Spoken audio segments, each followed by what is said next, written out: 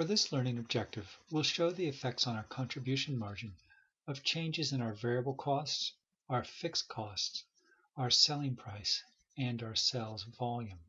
Let's begin with our contribution margin income statement for the RBC Corporation.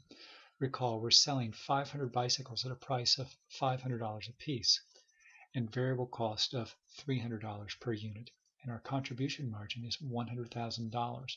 Once we subtract our fixed cost of $80,000, we are left with a net operating income of $20,000. Let's examine how changes in our fixed costs and sales volume will impact our net operating income.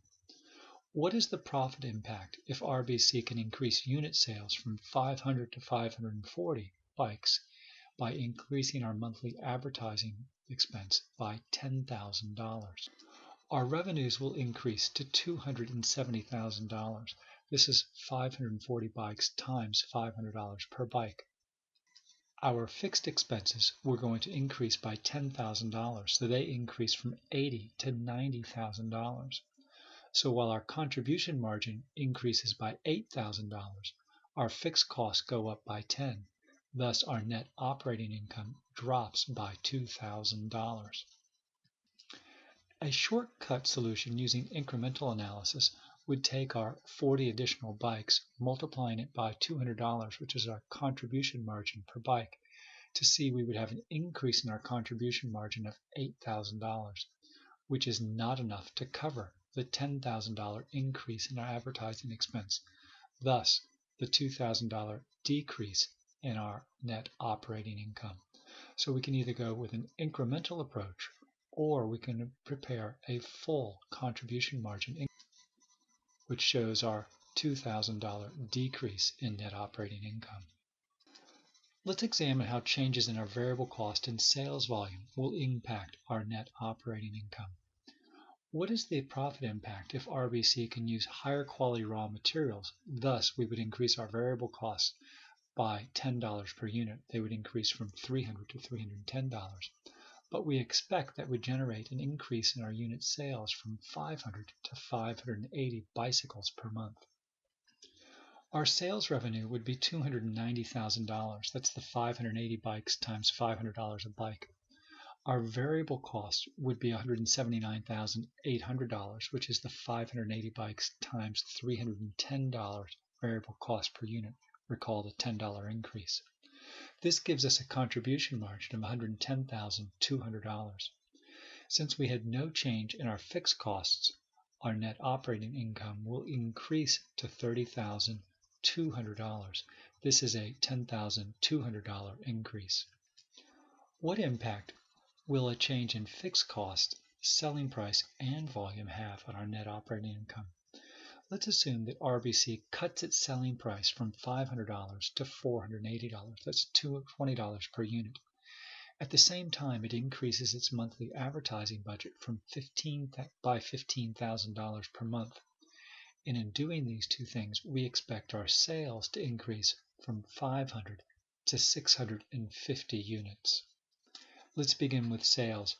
We've got 650 bicycles now, selling at a price of $480, which gives us sales revenue of $312,000. Our variable expenses will be 650 bikes times $300 per bike, giving us a contribution margin of $117,000.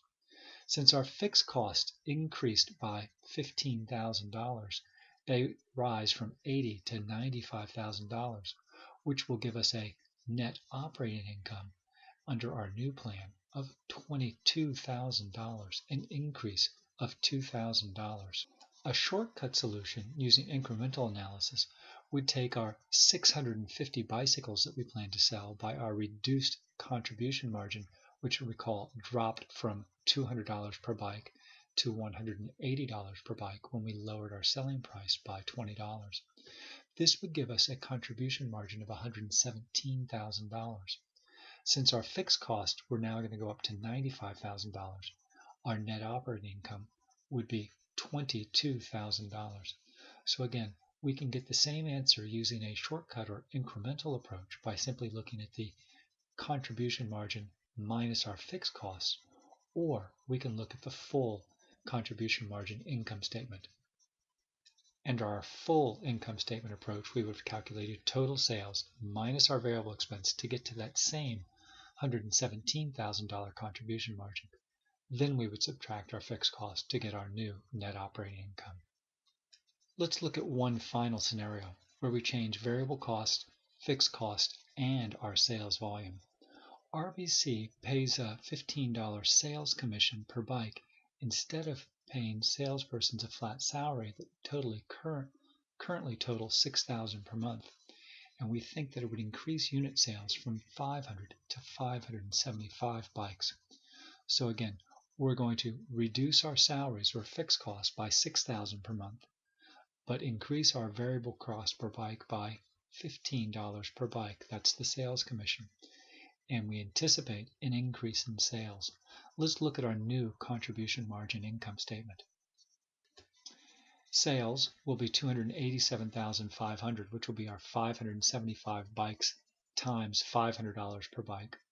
Our variable costs, again, went up from $300 per unit to $315 per unit.